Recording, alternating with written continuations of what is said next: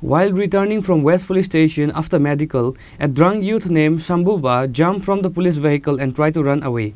Later, the police arrested the young man again and took him to police station. Incident took place on Monday night in Agartala.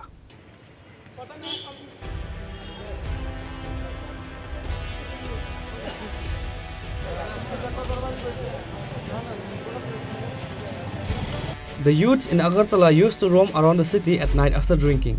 However, the police did not take any measures against them. But sometimes the police in the city comes out of nowhere and arrests those drunk people.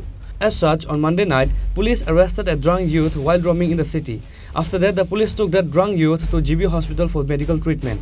Meanwhile, while returning from the hospital, the drunk youth jumped from the police vehicle and tried to run away, but the police arrested the young man again and took him to the police station. The name of the drunk youth is Shambubar, said the police. আজকে শম্ভুবর নামে একজন লোকে 90 clause টুতে arrest করা হয়।